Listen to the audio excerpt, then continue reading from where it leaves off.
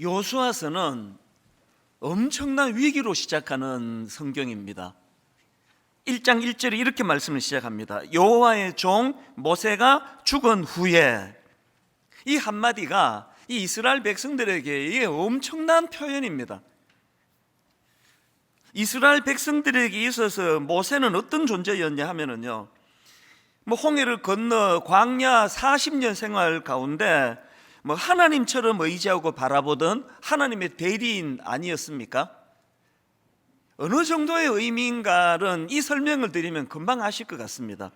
여러분, 출애굽기 32장에 나오는 금송아지 우상 사건 다 아시잖아요. 끔찍한 재앙을 초래한 이 우상 사건이 왜 일어났는지 아십니까? 그 설명이 바로 출애굽기 32장 1절에 나옵니다. 백성이 모세가 산에서 내려옴이 더딤을 보고 모여 백성이 아론에게 이르러 말하되, 일어나라, 우리를 위하여 우리를 인도할 신을 만들라. 이 모세 곧 우리를 애굽 땅에서 인도하여 낸 사람은 어찌 되었는지 알지 못함이니라. 왜 그들이 금송아지 우상을 만들었는지 아시겠죠? 모세가 안 오는 겁니다. 그게 얼마나 이 백성들을 불안하게 하고 두렵게 만들었던지, 그래서 만들어낸 게 그게 금송아지 우상이거든요. 그러니까 이 모세의 존재가 어느 정도 되는지 짐작할 수 있지 않습니까? 그런데 바로 그 모세가 죽었다는 거예요. 지금 요단강도 건너야 되고 이제 정복 전쟁 할 일이 엄청 많은데, 지금 이 지도자 모세의 리더십이 절실히 필요한 그 상황인데 모세가 죽어버린 거예요. 그러니까 여호와의 종 모세가 죽은 후에 이 한마디가요, 이스라엘 백성들에게 있어서는 가장 의지하던 대상을 잃어버렸다는 그런 뜻이고요, 상상하기 어려운 위기가 찾아왔다, 이렇게도 설명할 수 있는 말씀입니다. 그들 머릿속에 전혀 이 계획이 없었고 계산이 없던 돌발적인 그런 절망적인 사건이 일어나 버린 겁니다. 코로나19가 왜 이렇게 우리를 힘들게 합니까? 예측이 없었잖아요.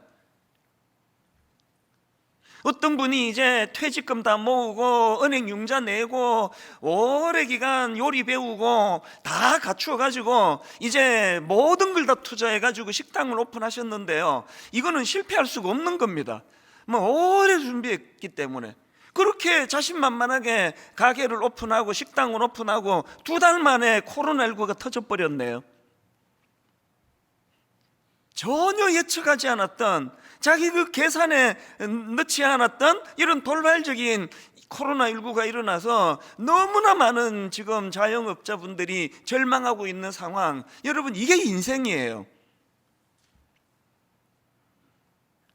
신명기서를 제가 이제 새해가 되기 전에 신명기서를 지난 연말에 계속 읽으며 묵상을 했거든요. 그래서 이틀 전 송구영신 예배 본문도 신명기서가 아니라 여호수아서, 이틀 전에 송구영신 예배도 여호수아서를 가지고 말씀을 전했고요, 오늘도 또 여호수아서를 갖고 말씀을 전하는 이유가 여기에 있습니다. 제가 왜 묵상을 했겠나요?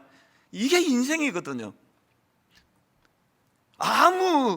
아무도 계산하지 못했고 아무도 예측하지 못했던, 너무나 당황스럽고 난감한 여호와의 종 모세가 죽은 후에 이렇게 시작되는 게 여호수아서고, 이렇게 우리를 힘들게 하는 게 이게 인생이거든요. 근데 제가 새해 첫 예배를 왜 바로 이 비극적인 여호와의 종 모세가 죽은 후에 이렇게 시작하는 말씀을 본문으로 잡았을까요?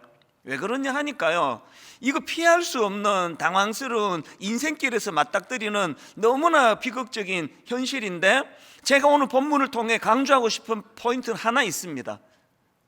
이렇게 모든 인생이 피할 수 없는 이런 너무나 당황스러운, 너무나 급작스러운 위기를 만날 수밖에 없는데, 그런데 호랑이에게 잡혀가도 정신만 차리면 된다고 하는 그 말이 영적으로도 마찬가지예요.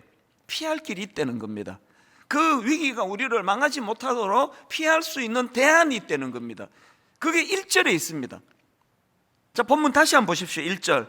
여호와의 종 모세가 죽은 후에 여호와께서 모세의 수종자 눈의 아들 여호수아에게 말씀하여 이르시되, 제가 말씀드리고 싶은 대안은 이거예요. 말씀하여 이르시되, 여러분, 아무리 절망적인 상황이 찾아온다 하더라도요, 아무리 내가 너무나 의지하던 그 대상이 갑자기 죽어버리는 이런 낙심된 일이 찾아온다 할지라도, 그 상황에서도 말씀이 들려지기만 한다면, 하나님의 말씀이 들려지기만 한다면 절대로 그것은 우리를 절망으로 이끌지 못합니다. 그걸 위기라 말하지 못합니다. 조금 더 부연 설명을 제가 드리겠는데요, 여러분, 우리가 잘 아는 예수님께서 주신 그 모래 위에 지은 집, 반석 위에 지은 집 비유 이야기 다 아시죠? 두 종류의 사람이 있는 거예요. 너무너무 미련한, 그래서 집을 모래 위에다가 지은 사람이 있고요, 아주 현명해서 집을 반석 위에 지은 사람이 있는데, 평상시에는 이 차이를 몰랐는데요, 갑자기 태풍이 불고 막 바람이 불어 흔들어대고 이러니까 그만 모래 위에 지은 집은 다 부셔져 버렸다. 그래서 이런 인생은 미련한 인생이다. 근데 여러분, 이 말씀을 제가 묵상하다가요, 진짜 중요한 원리를 하나 발견했는데, 여러분, 이렇게 집을 모래 위에 지은 어리석은 사람이나 집을 반석 위에 지은 지혜로운 사람이나, 이 두 사람의 차이가요, 얼마나 어리석나, 얼마나 현명하나, 얼마나 똑똑하냐, 여기에 있는 게 아니더라고요. 이 둘을 가르는 차이점을 한번 보십시오. 먼저 지혜로운 사람, 마태복음 7장 24절입니다. 그러므로 누구든지 나의 이 말을 듣고 행하는 자는 그 집을 반석 위에 지은 지혜로운 사람 같으리니. 또 어리석은 사람, 26절입니다. 나의 이 말을 듣고 행하지 아니하는 자는 그 집을 모래 위에 지은 어리석은 사람 같으리니. 이 두 차이를 아시겠죠? 자기가 유능하고 자기가 똑똑해서 자기가 판단하느냐 못하느냐 있는 게 아니에요. 말씀이 들리느냐는 거예요. 가이드가 있느냐는 거예요. 그렇게 들려진 말씀을 내 가이드로 인정하고 그 말씀 앞에 우리가 영향을 받고 사느냐, 그러면 그 인생은요, 바람이 불고 갑자기 모세가 죽는 일이 찾아오고 너무나 의지하던 것들을 한 번에 잃어버리는 이런 절망적인 일이 일어난다 할지라도 여전히 말씀이 들려지고 그 말씀에 반응하기 때문에 그게 반석 위에 지은 집처럼 흔들리지 않는다는 거거든요. 예수 믿으시는 사랑하는 우리 성도님, 여러분의 인생은 반석 위에 지은 집과 같아서 어지간히 누가 흔들어대도 요동하지 않는, 성경이 말하는, 주님이 말씀하시는 지혜로운 인생이십니까? 뭐 누가 조금만 건들면은 막 휘청휘청 거리면서 그렇게 혼란에 빠지는 인생이십니까? 그거는요, 그 사람이 지혜로운 거 아니에요. 그 사람이 어리석은 거 아닙니다. 가이드가 있는 거예요. 인도해 주시고 말씀해 주시고 그 말씀에 귀를 기울여 경청하고 그렇게 헤쳐나가기 때문에 모두가 다 한 번도 안 가본 길을 가는 게 인생길이지만 이런 차이가 일어나는 겁니다. 그래서 여러분, C.S. 루이스의 유명한 말 다 아시죠? 고난은 우리를 향한 하나님의 확성기다. 이 C.S. 루이스의 말이 얼마나 지혜로운 말입니까? 어떤 사람은요, 고난은 고난이지 무슨 고난이 뭐 변장하고 찾아온 축복이냐고. 어떤 분들은 고난은 변장하고 찾아온 하나님의 축복이 확신하는 사람이 있습니다. 그 어떤 분 중에 하나가 저예요. 어떤 사람, 어떤 분도 아니고 어떤 놈도 아니고 어떤 사람, 그게 저예요. 저는 확신합니다. 고난은 내 인생에 변장하고 찾아온 하나님의 축복이셨습니다. 너무너무 좋은, 뭘 하든지 저를 지지하고 응원해 주시는 너무나 고마운 성도님들도 내 인생에 잊혀지지 않을 만큼 은인들이시지만요, 집요하게 저를 괴롭히고 모함하고 가짜 뉴스 만들어 퍼뜨리고 그래서 저를 너무너무 힘들게 했던 그 모든 분들이요, 저를 이만큼 성장하게 만드는 저희 은인들이세요. 그래서 저는 마음으로 항상 되뇌입니다. 나 죽이지 못하는 고난은 다 나를 성장시킨다. 꺾이지만 않으면 되거든요. 휘청휘청 거릴 때마다 새벽에 일어나서 말씀으로 인도함을 받으면, 여러분, 날 죽이지 못하는 고난은요, 날 죽이지 못하는 사람은 모두가 다 날 성장시키는 도구가 되고 재료가 된다는 거 믿으시기를 바랍니다. 그래서 여러분, 모세가 죽은 후에는 이스라엘 백성들에게 절망적인 이게 그 고통이고 말도 안 되는 위기지만, 그 상황에 하나님이 여호수아를 통하여 말씀을 주셨기 때문에, 여호수아서는요 고난으로 시작해 모세가 죽은 것으로 첫 일성이 지도자 모세가 죽는 것으로 시작했지만, 다 아시잖아요. 여호수아서는 위대하신 하나님의 승리를 기록한 책인 줄 믿으시기를 바랍니다. 이런 의미에서 저는 저와 여러분 모두가 다 위기가 찾아오고 바람이 불고 창수가 나고 우리 인생을 뿌리를 흔들어대는 이런 일이 있을 때, 다른 어떤 것보다도 말씀을 사모하게 되시기를 바랍니다. 이때는 진짜 말씀이 필요할 때다. 왜 그래야만 되느냐? 저는 오늘 본문을 중심으로 해서 이 위기의 때에 말씀을 들어야 되는 이유를 몇 가지로 정리를 해보았는데요. 자, 첫째, 왜 위기의 때에 말씀을 들어야 합니까? 위기의 때에 말씀이요, 우리 삶의 목표와 사명에 대한 자각을 가져다 준다는 것입니다. 삶의 목표와 사명에 대한 자각. 여러분, 여호수아 1장 2절 다시 보십시오. 내 종 모세가 죽었으니, 이게 위기죠. 그 다음 보세요. 이제 너는 이 모든 백성과 더불어 일어나 이 요단을 건너 내가 그들 곧 이스라엘 자손에게 주는 그 땅으로 가라. 다시 강조합니다. 나를 죽이지 못하는 시련은요, 나를 강하게 만들 뿐이에요. 모세가, 내 종 모세가 죽었으니라는 이 절망적인 이 사건 속에 여전히 하나님의 말씀이 살아있다고 한다면, 그 말씀으로 말미암아 이 시련이 어떻게 해요? 오히려 주님의 이 말씀이요, 내가 그들 곧 이스라엘 자손에게 주는 그 땅으로 가라, 잊고 있던 사명을, 놓치고 있던 꿈과 비전을 일깨워 주시는 겁니다. 인간이 도중하차 얼마나 많이 합니까? 아브라함 우리 첫 시간에 같이 나누지 않았습니까? 목적지에 가다가 도중에 그냥 새버리는 거예요. 그럴 때 시련이, 그럴 때 내 종 모세가 죽었으니라는 너무너무 의지하던 그 대상이 사라지는 것으로 두려워하는 그 일로 말미암아 자기를 자각하게 되는 거예요. 내가 이러고 있으면 안 되는 걸 내가 이제 알았네. 정신 차리면서 다시 가게 되는 겁니다. 여러분, 많은 분들이 얘기하세요. 또 29 목사님들 중에 꽤 많이 그런 얘기를 해요. 분당 우리가 너무 부럽다고, 순탄하게 아무 일도 없는 것 같이 그렇게 은혜로 갔다고. 그 말씀은요, 반은 맞고 반은 틀리는 거예요. 아무 일도 없었던 것 같죠, 성도님들? 하루하루가 다 사건 사고예요. 저는 지금도요 후유증이 좀 있습니다. 저녁에 집으로 전화가 오면요 그냥 가슴이 덜컥 내려앉아요. 왠지 아시죠? 조금 어려운 거는 교구 목사님하고 전화해서 다 해결해요. 담임 목사 찾는 사건은요, 이게 이래도 안 풀리고 저래도 안 풀리니까 저 찾는 거거든요. 이게 간이 덜컹덜컹 내려앉아요. 우리 교회가 아무런 일도 없이 그냥 순풍에 돛단 듯 그렇게 온 교회가 아니에요.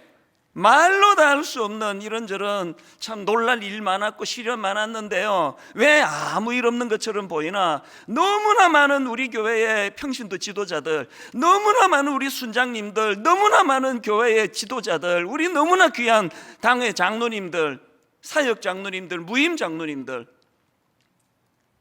이런 어려운 일이 찾아올 때 다락방 안에 하루가 멀다 하고 순원들의 눈물 나는 기도 제목을 받을 때마다, 그때마다 말씀을 사모하고 말씀을 가지고 위로하고 말씀을 가지고 그 문제를 풀어나가려고 애쓰는 너무나 많은 우리 지도자들, 성도님들이 많이 계시기 때문에 일이 아닌 것처럼 그렇게 지나가는 거거든요. 그것이 오히려 꿈이 되는 거거든요. 여러분, 1만 성도 파송 운동을 선언하고 이번 송구 영신 예배도 고백을 했지만, 지난 12월 31일 새벽에 저는 가슴이 터지는 줄 알았습니다. 많은 분들이 걱정했거든요. 이제 본격적으로 1만 성도 파송운동 선언되고 나면 교회가 시끄러워질 거다, 이찬수 목사 어려워질 거다. 한때는요, 제가 쫓겨났다는 소문도 났습니다. 이찬수 목사 쫓겨났다고. 그런데 여러분, 지난 12월 31일 가슴이 터질 것 같은 감격이 왔던 거는, 이 어려운 일들을 하나님이 허락해 주셨는데 단 한 건의 불미스러운 혼란이 일어나지 않고, 이게 어떻게 가능하냐고. 어떻게 가능하다고요? 말씀이 살아있으면 되는 거예요. 말씀이 살아있으면 오해했다고도 풀리고, 말씀이 살아있으면 오해해서 화가 났다고도 풀리고, 지난 여름에 이찬수 목사 쫓아내야 된다고 그런 분들도 있기는 했잖아요. 그래도 해 넘기기까지 안 쫓겨났잖아요. 말씀으로 쫓아낼 정도는 아니야, 그렇게 정리가 됐나 보죠. 오늘 여러분 새해 첫 예배 자꾸 부정적이고 비관적이어서 자꾸 모세가 죽은 후에 이것만 되뇌이고 계시는 분 계시다면, 진짜 주님 하시고 싶은 말씀은 마지막에 있다는 거예요. 하나님께서 우리에게 내 종 모세가 죽었으니 이제 너는 이 모든 백성과 더불어 일어나 이 요단을 건너 내가 그들 곧 이스라엘 자손에게 주는 그 땅으로 가라.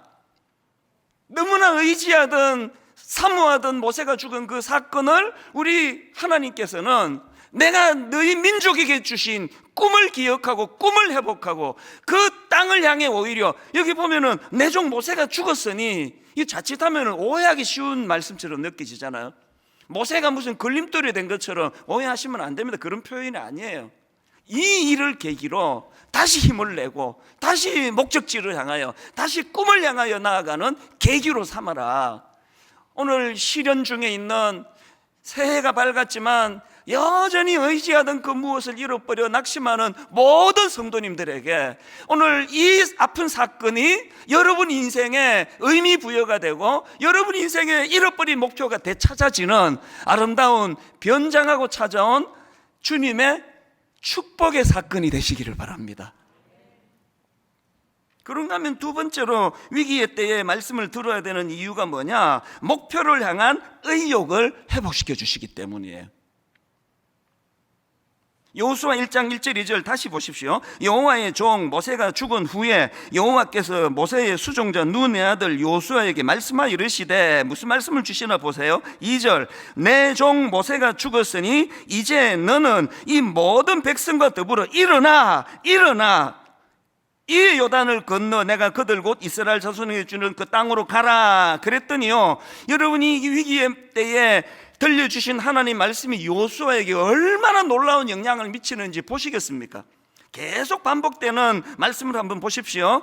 여호수아 3장 1절, 지금 요단강을 건너기 직전의 상황입니다. 여호수아 3장 1절, 또 여호수아가 아침에 일찍 일어나서, 6장에는 여리고 성과의 전투가 나오는데 6장 12절입니다. 또 여호수아가 아침에 일찍 일어나서, 7장 16절은 아이성 전투와의 과정인데요, 7장 16절, 이에 여호수아가 아침 일찍 일어나서, 8장 10절, 여호수아가 아침에 일찍 일어나 백성을 점호하고, 여러분 하나님께서 여호와의 종 모세가 죽은 후에라는 그 절망적인 상황 앞에 하나님의 말씀이 선포되고, 그 말씀을 통하여 일어나 이 요단을 건너 내가 그들 곧 이스라엘 자손에게 주는 그 땅으로 가라라는 말씀이 선포됐을 때 의욕이 생기는 거예요. 도전하기를 원하는 겁니다. 아침에 일찍 일어나는 겁니다. 그리고 여러분 지난 송구영신 예배 때도 살펴봤지만 3장 5절을 보십시오. 여호수아가 또 백성에게 이르되 너희는 자신을 성결하게 하라. 여호와께서 내일 너희 가운데 기이한 일들을 행하시리라.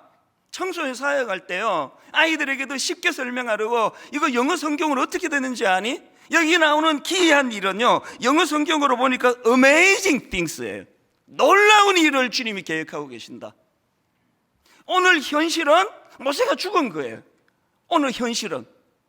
그런데 오늘 이 모세가 죽은 현실에만 절망하고 무너지지 않도록 하나님은 우리에게 기대감을 주세요.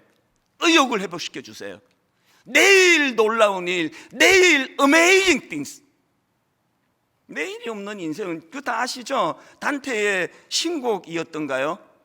모든 지옥으로 향하는 그 사람들에게는 이 희망이 하나도 없다는 그런 요지의 글을 제가 지금도 기억을 합니다. 어떤 아픈 일을 겪고 계시는지 모르지만요, 오늘 의지하던 모세가 죽는 절망을 경험한다 할지라도 우리 주님께서는 일어나 아침에 일찍, 여호수아가 아침에 일찍 일어나. 저는 저와 여러분에게 오늘의 이 결핍된 많은 것 때문에 무너져 있는 그런 인생이 아니라 우리 주님께서 선포해 주시는 일어나 이 요단을 건너 내가 그들 곧 이스라엘 자손에게 주는 그 땅으로 가라. 아직 정복하지 못한 그 땅이지만 대통령 선거를 앞두고 기도하고 또 기도합니다. 이런 여호수아 같은, 이런 모세 같은 지도자 우리도 한번 좀 만나보자고.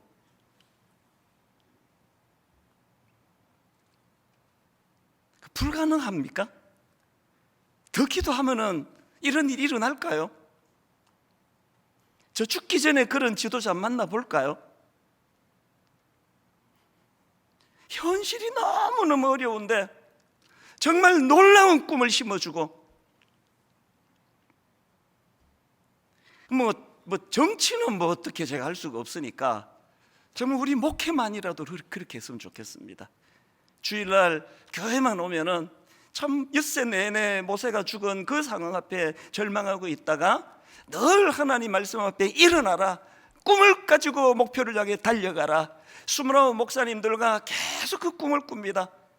교회가 얼마나 좋은 장소에 세워지느냐, 엄청난 사람이 몰려오느냐, 이런 것보다도 하나님 우리 29 목사님과 종이 더불어서 정말 하나님 이 꿈을 같이 꾸기를 원합니다. 사실 목회가 그렇고요, 인생이 다 그렇습니다. 이 싸움이에요. 끊임없이 의욕을 꺾어버리려는 악한 사단의 세력과 그 꺾이지 않는 의욕을 가지고 아침에 일찍 일어나. 제가 몇 주 전에 제가 간증했지만요, 사실 올 2학기 때 번아웃이 왔지 않습니까? 제가 상담한 그 선생님 말씀을 들어보니까요, 번아웃도 일종의 이게 우울증이래요. 그게 참 그럴듯하다 싶은 게요, 내 생애에 새벽이 즐겁지 않은 적은 이번 2학기가 처음이거든요. 눈 떴는데 일어나고 싶지도 않고 책상에 앉아 있는데도 아무 의미가 없어요. 기도도 안 되죠, 말씀도 안 읽히죠. 뭐 차라리 이러니 그냥 뭐 잠이나 자지, 그렇게 생각될 때가 하루 이틀이 아니었습니다. 그런데 여러분, 제가 왜 빨리 이렇게 극복하는지 아십니까? 이런 간증을 하면 이번 주 내내 후유증이 좀 있어요. 뭐 우리 누나한테 전화 오고 아는 분한테 전화 오고 어이 그렇게 힘들었다면서 그러는데요, 저는요 극복된 것만 간증합니다. 왜 이렇게 빨리 극복한지 아십니까? 방치 안 했습니다. 싸웠습니다. 새벽에 일어나기 싫을 때 이를 악물고 일어났고요, 새벽에 앉아가지고 무의미하게 시간을 보내는 그 며칠 동안에도 계속 하나님의 말씀을 사모하는 거예요. 금방 회복이 되던데요. 개척 초기에 또 이명이 왔어요. 이명. 하여튼 우리 29 목사님들한테 요새 제가 뭐 계속 협박 많이 합니다. 이제 개척해봐라, 겪을 거 다 겪는다. 저도요 기절도 해봤고요, 새벽기도 시간에 수면이 얼마나 부족했는지 막 설교를 하는데 기억나요. 지금 그때가 내가 지금 뭔 소리 하고 있지 지금, 이 몽롱해가지고 그 과정들을 다 겪으면서 이기까지 온 거 아닙니까? 그런데 여러분, 그 모든 어려운 과정을 이기게 한 건 저희 새벽이에요. 이 새벽에 주님의 말씀에 귀를 기울이고 말씀을 사모하고 말씀이 치유하고 말씀을 회복시켜주고 하니까 이명 그거 평생 간다고 또 그러던데요. 금방 나았습니다. 는 아니고 조금 시간이 걸리긴 했어요. 유럽 코스타에 강사로 갔는데 그 쟁쟁한 강사님들 다 오셔가지고 이제 식당에 아침을 먹는데요, 와 이런 소리가 귀에서 들려서 상대방 말이 안 들리는 거예요. 아 이거 참 고역이더라고요. 지금 못 알아듣는데 알아듣는 척 하면서 있는 거. 아니, 미국에서 영어 때문에 그렇게 알아듣는 척 많이 하면서 못 알아듣는 걸 보냈는데 그 고비도 여러분 말씀으로 다 치유가 됐습니다. 오늘 저와 여러분 모두가 다 오늘 우리 인생에서 가장 무서운 형벌은요, 의욕이 꺾이는 거예요. 아침에 일어나도 신나지 않는 게 이게 진짜 힘들더라고요. 오늘 여러분 모세가 죽은 것 같은 낙심되고 절망적인 이 상황에 빠져 있다 할 때 여러분 말씀을 사모하시기 바랍니다. 이 말씀이 여러분의 의욕을 되찾아줄 줄로 믿습니다. 여호수아처럼 아침에 일찍 일어나서 의욕을 가지고 달려가는 믿음의 성도님들 되시기를 바랍니다. 마지막 세 번째로요, 위기의 때에 왜 하나님 말씀을 들어야 합니까? 이 위기의 때에 듣는 하나님의 말씀은요, 이 함께의 정신을 회복시켜 주시기 때문이에요. 자, 오늘 본문 2절을 다시 한번 보십시오. 내 종 모세가 죽었으니 이제 너는, 여기 일어나가 나오죠. 근데 어떻게 일어납니까? 혼자 일어나는 게 아닙니다. 내 종 모세가 죽었으니 이제 너는 이 모든 백성과 더불어 일어나 이 요단을 건너 내가 그들 곧 이스라엘 자손에게 주는 그 땅으로 가라. 하나님은요, 여호수아가 일어나기를 원하세요. 여호수아가 일어나기를 원하는데 홀로 일어나는 거 원하지 않으세요. 함께 일어나라는 거예요. 백성들과 함께 일어나라는 겁니다. 여러분, 구약의 엘리야 선지자 아시죠? 대단한 종 아닙니까? 갈멜산에서 무려 바알과 아세라 우상을 섬기는 선지자 850명을 상대로 승리한 인생이에요. 그때도 홀로 싸운 거 아닙니까? 그랬는데 여러분, 이 엘리야에게 위기가 찾아온 거 아닙니까? 요즘으로 치니까 그게 그 우울증 같은 거예요. 그래서 도망가고 광야로 그렇게 영적 침체를 만나 숨어 들어가는데 하나님께서 엘리야야, 너가 어찌하여 여기 있느냐 그렇게 물으시니까 열왕기상 19장 10절에서 이렇게 답합니다. 오직 나만 남았거늘 그들이 내 생명을 찾아 빼앗으려 하나이다. 우리 중에 이런 증상을 갖고 계신 분 계세요? 텅 빈 들판에 혼자 서 있는 것 같은 느낌. 지난 가을에 제가 겪었던 게 그거거든요. 지난 가을만이 아니에요. 이 수많은 성도님들을 섬기는 담임 목사인데도 불구하고 자주 저는 텅 빈 들판에 혼자 서 있는 것 같아요. 그게 정상이 아니에요. 지금 엘리야가 나만 남았거늘, 오직 나만 남았거늘 그랬더니 하나님의 말씀을 주세요.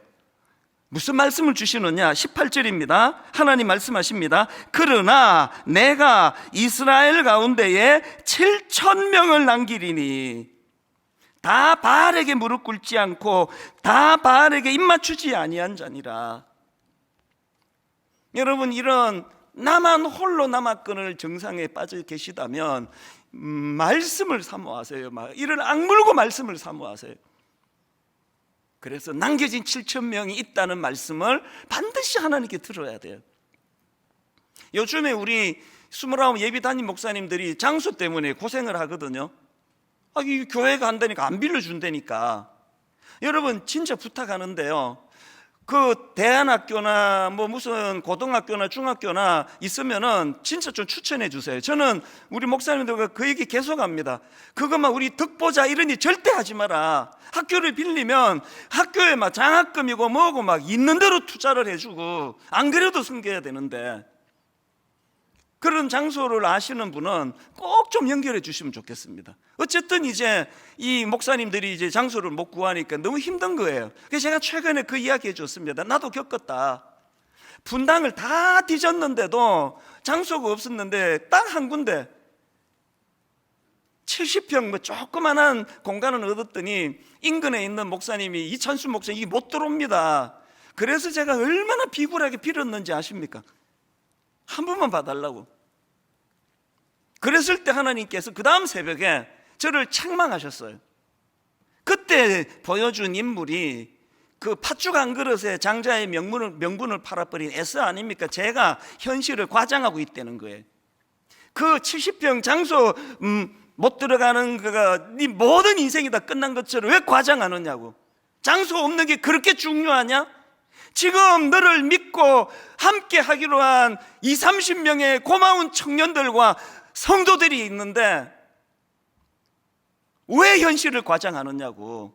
그 새벽에 제가 하나님께 회개한 거 아닙니까? 하늘이 노랗고 이게 다 끝난 것 같은 거, 그게 사단의 과장된 공격이에요. 뭐가 끝났습니까? 뺏긴 게 하나도 없더라고요. 저를 믿어주시는 그 고마운, 아니 그 당시에 주옥 같은 옥하는 목사님을 내려놓고 사랑의 교회를 떠나 이 어설픈 저를 믿고 찾아오신 분이 20-30명이나 되는데, 그래서 제가 하나님 앞에, 아버지 예배당 장소가 없으면 우리 집에서라도 드리겠습니다. 그리고는 그 목사님한테 어제의 비굴함을 넘고 너무나 당당하게 목사님 깨끗하게 포기하고 양보하겠습니다. 1,000몇백만 원 손해봤잖아요. 계약금, 그리고 땅도 못 밟아봤는데 꼬박꼬박 월 그 관리비 다 내면서. 그러나 저는 그 사건이 분당 우리 교회를 세워가는 내내 1,000몇백만 원과는 비교가 안 되는 어마어마한 그런 은혜의 기간이었다고 저는 믿습니다. 뭐가 힘드세요? 나와 함께하는 동력자가 아무도 없는 것 같습니까? 그거 옳지 않습니다. 남겨지 7,000명이 있습니다. 이제 29교회로 흩어지는 게 그렇게 슬프세요? 인간적으로 이해는 돼요. 그러나 슬퍼하지 마세요. 우리가 흩어지는 게 결별이 아니에요. 디아스포라예요. 그 지역에서 그리스도의 향기를 드러내는 너무나 아름다운 7,000명으로 계속 세워져 나갈 줄로 믿으시기를 바랍니다. 언제 이것이 확신이 되느냐? 말씀이 임할 때예요. 말씀이. 이 일은 결단코 우리 인생의 손해가 아니다.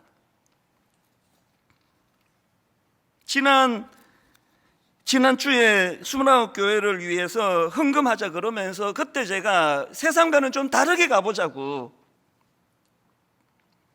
여러분 헌금 안 하셔도요, 당연히 우리 드림센터 계획이 되어 있습니다. 담보로해서 대략 지금 추정컨대 한 300억 정도가 필요한 것 같아요. 29교회가 이제 세팅이 되는데. 그러나 우리 성도님께 제가 헌금을 요청하면서 세상과 좀 다르게 가보자. 아니 29교회가 우리 교회랑 가까운 지역의 사람들은 막 성도 엄청 따라가고, 이제 막 저 강북의 먼 지역의 분들은 이제 얼마 못 따라가니까 부익부 빈익빈 막, 어떤 교회는 막 헌금이 남아 돌고, 어떤 교회는 막 인테리어 할 돈도 없고. 그래서 되겠느냐? 그래서 우리 한 통장으로 가자 그랬잖아요. 그래서 4월 1일까지 좀 계속 그렇게는 안 갑니다. 모두가 다 한 통장으로 헌금을 해서 부자 교회도 없고 가난한 교회도 없고 똑같이 필요에 따라, 지난주 제가 21 목사님께 말했습니다. 하나님 앞에서 기도하면서 청구하면 심사도 없고 검사도 없다. 그리고 마음이 불안하면 더 넉넉하게 청구해라. 원하는 모든 대로 하나님께서 줄 거라고 나는 믿는다. 주실 거라고. 그렇게 하고 통장을 홈페이지에 올려드렸더니요, 제가 한 주 내내 받은 충격이 뭔지 아십니까? 분당 우리 성도님들도 헌금 많이 해주시고 있는데요, 우리 교회도 아닌 분들이 깜짝 놀랐던 게, 미국에 계시는 권사님이 새벽에 연락이 오셨어요. 제가 아는 분. 더 자세히는 얘기를 못해요. 금방 알 것 같아서.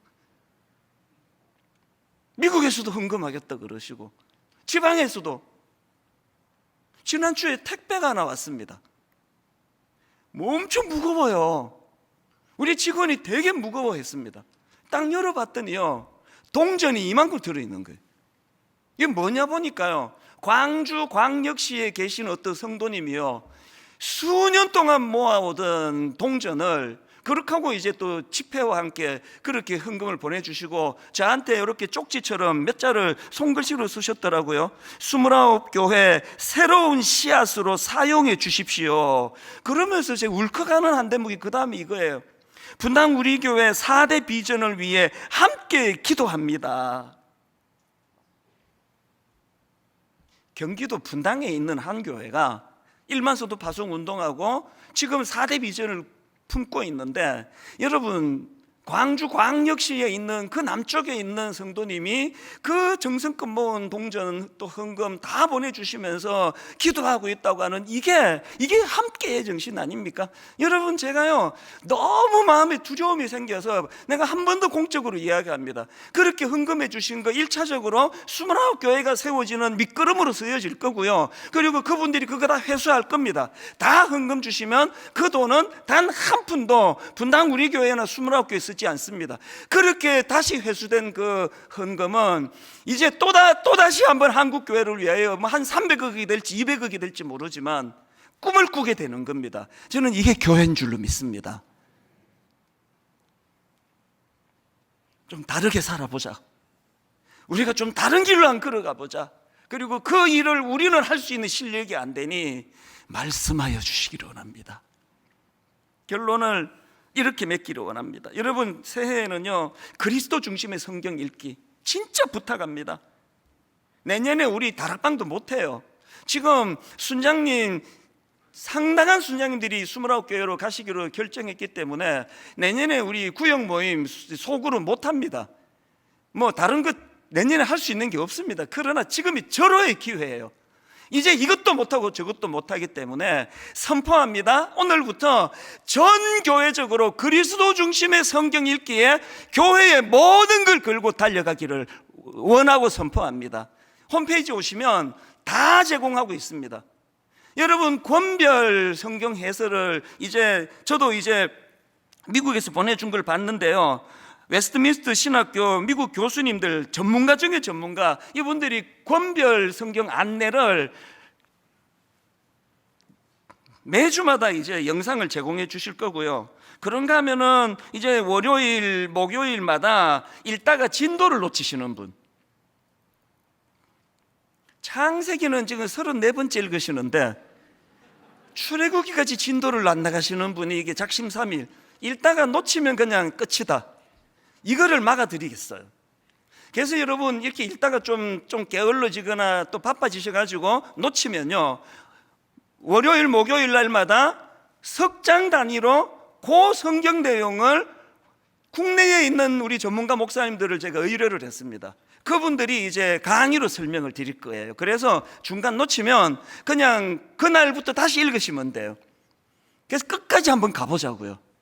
올 연말까지 한번 드문드문 읽더라도 계시록까지 한번 가보자는 겁니다. 그리고 더 중요한 거, 그동안 우리 새벽 기도회는요 매일 성경을 가지고 해왔는데요, 이제 내일서부터는 그리스도 중심의 성경 읽기 이 진도에 맞추어서 새벽 기도 진행이 됩니다. 그리고 새벽잠이 많아서 못 일어나시는 분들을 위하여 아침부터 그것을 계속 올려드릴 거예요.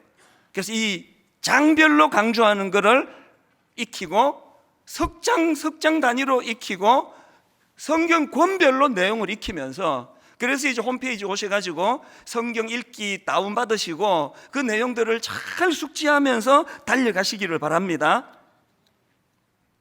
한 말씀만 더 드리고 말씀을 마치도록 하겠습니다. 지난 금요일 밤에 저는 참 마음이 비장해지더라고요. 송구영신 예배를 드리는데 참 함께 정들었던 우리 성도님, 이 중에 어떤 분들은 이게 마지막 송구영신 예배가 되는 거구나, 그렇게 예배가 다 끝나고 이제 집에 가고 어제 내내 마음에 머무는 추억의 찬양이 하나 있었습니다. 우리 특세 때마다 참 기뻐 불렀던 그 찬양인데요, 일어나 새벽을 깨우리라. 그 가사를 제가 가만히 보니까 참 눈시울이 붉어지는 겁니다. 지금 우리는 마음을 합하여 진정으로 찬양할 때니 모이자, 그 다음에 하나 되자, 모이자 하나 되자, 우리가 갈 길이라. 일어나 새벽을 깨우리라. 지금 너희가 하나 될 때이니. 다시 말씀드립니다. 오늘 여러분 본당에서 드리는 예배만 예배가 아닌 것처럼 오늘 여러분 원건각처에서 가정마다 함께 드리는 예배가 우리 모든 하나됨을 말해주는 것처럼 29교회로 흩어지는 걸 이별이라 말하지 마십시오. 우리는 여전히 하나예요. 우린 여전히 꿈을 갖고 갈 것이고요, 우린 여전히 가나안을 향하여 같이 꿈꾸며 같이 춤추며 함께 울고 함께 울며 나아갈 것입니다. 오늘 새해 첫 찬양 여러분, 우리 찬양으로 하나님께 올려드리면 좋겠습니다. 지금 우리는 마음을 합하여.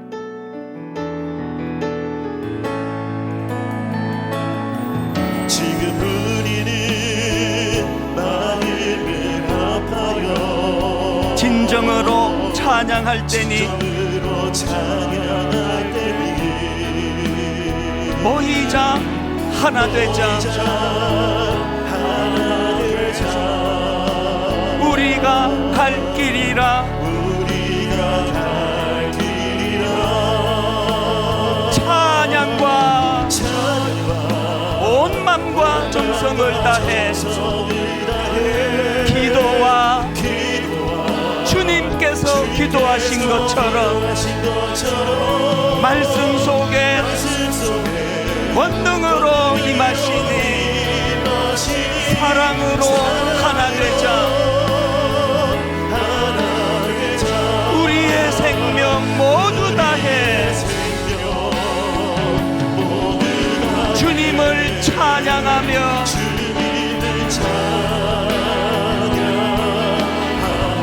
온 세상에 주의 사랑 전하리라. 여러분, 하나 되어 주님을 찬양합니다. 일어나 새벽을 깨우리라.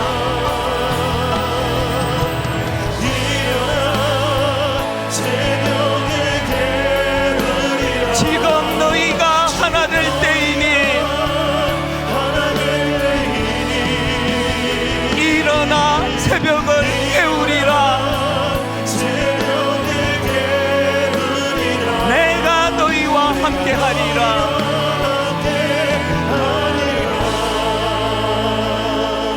새해 첫 예배예요. 지난 31일 새벽에 가슴이 터지는 줄 알았습니다. 많이 두려워했거든요. 많은 분들이 또 우려했거든요. 이제 본격적으로 1만 성도 파수 운동이 시작이 되면 엄청 혼란스러울 거다. 반발하는 사람 많이 생기고 울분과 상처가 많이 나올 것이다. 어떤 의미에 잘못하다가 교회가 쪼개질지도 모른다. 이런저런 우려의 소리를 들으며 저도 두려워했는데 단 한 건의 그런 아픈 일이 일어나지 않고 하나 되어 한 마음이 되어 여기까지 인도하신 하나님이세요. 여호수아가 말씀으로 누렸던 그 축복, 기대감을 갖고 아침에 일찍 일어나 이 29교회를 향한 꿈을 억지로 지는 십자가가 아니라 소망을 가지고 기대감을 가지고 오늘 가정에서 예배 드리는 그분과 본당에서 예배 드리는 분 하나가 되는 것처럼 29교회 모든 교회가 다 한 꿈을 갖고 기대감을 갖고 달려가기를 원한다면 오늘 여러분 인생에 모세가 죽은 후에 기대했던 의지했던 그 무엇이 사라지는 아픔으로 시작하는 올 한 해라 할지라도 여러분 말씀이 살아있다면 나를 죽이지 못하는 것은 다 나를 성장시킨다. 나를 죽이지 못하는 시련은 전부 다 변장하고 찾아온 축복이 된다. 오늘 다 한번 자리에서 일어나셔서 새해 첫 예배 기대감을 가지고 꿈을 꾸며 말씀을 사모하며 함께 찬양합니다. 지금 우리는 마음을 합하여 지금 우리는 마음을 합하여 진정으로 찬양할 때니 모이자 하나 되자 우리가 갈 길이라 찬양과 온 맘과 정성을 다해 기도와 주님께서 기도하신 것처럼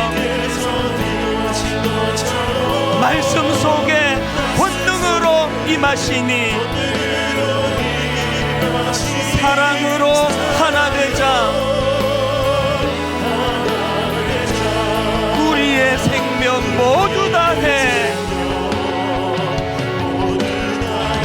주님을 찬양하며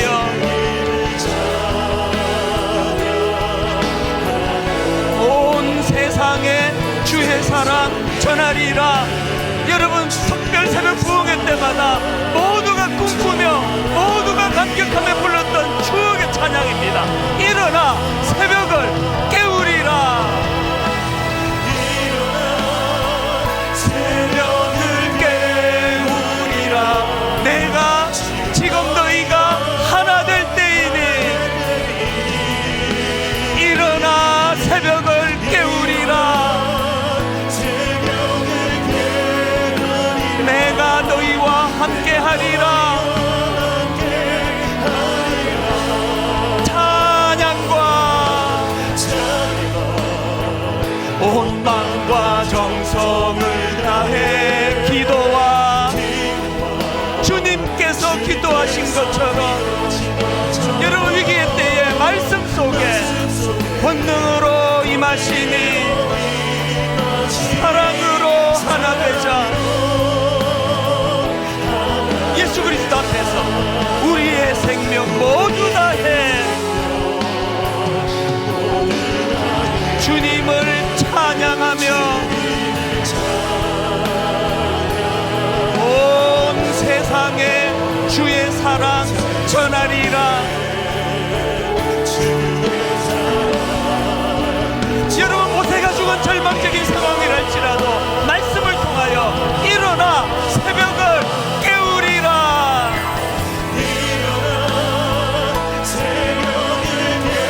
말씀 안에서 지금 너희가 하나 될 때이니 일어나 새벽을 깨우리라. 내가 너희와 함께하리라. 일어나 새벽을 깨우리라. 새벽을 깨우리라. 지금 너희가 하나 될 때이니 일어나 새벽을 깨우리라. 우리와 함께 하시는 예수 그리스도 내가 너희와 함께 하리라. 내가 너희와 함께 하리라. 내가 너희와 함께 하리라.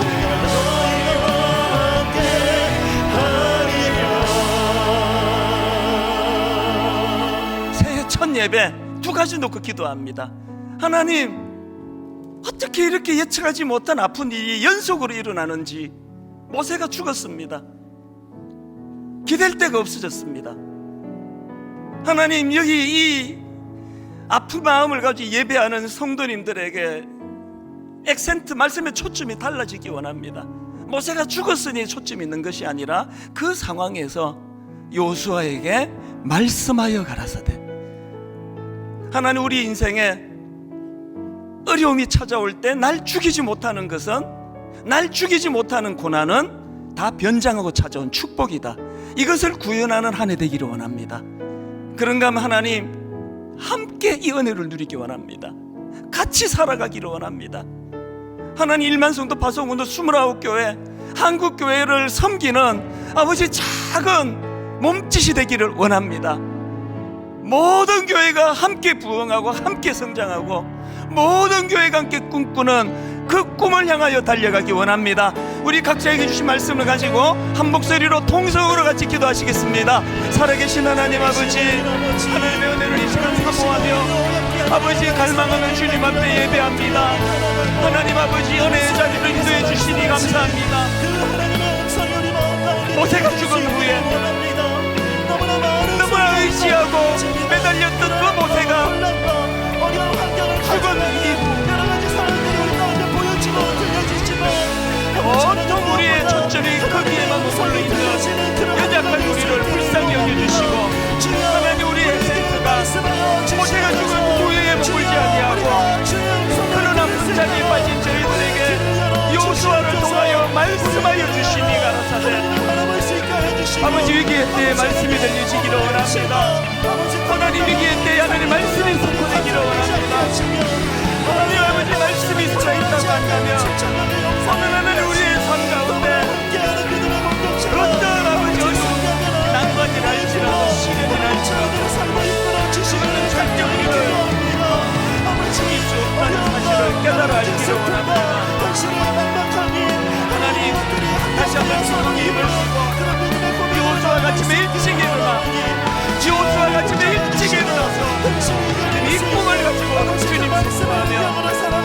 위대하게 나아가도록 주님 인도하여 주시옵소서. 그 말씀을 이끄시는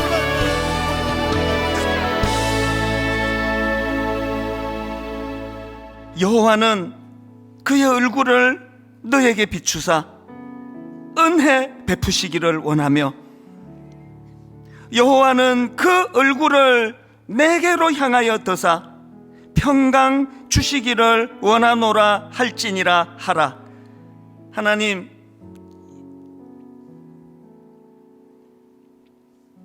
이사야처럼 그저 내가 기도하고 내가 응답받는 거기에 머물지 아니하고 절망하는 히스기야의 눈물의 기도를 들으신 하나님, 이사야를 통하여 그 응답을 전해주시는 것처럼 너무 벅찬 마음을 가지고 달려가 히스기야에게 이 복된 소식을 전하는 이사야의 모습처럼 오늘 우리 성도님들과 저의 삶이 그리하기를 원합니다. 낙심한 어떤 성도에게 우리의 기도가 놀라운 축복의 선물이 되기를 원합니다. 올 한 해 아픔으로 시작하고 너무나 의지했던 모세가 죽는 것으로 시작하는 여호수아서라 할지라도 결국은 그 여호수아서가 위대한 하나님의 승리의 소식으로 가득 차 있는 성경이 된 것처럼 올 한 해 저와 우리 성도님들의 삶이 반드시 이러한 삶이 되도록 인도해 주시고 그 일이 가능하도록 말씀의 모든 것을 거는 한 해가 되도록 인도하여 주시옵소서.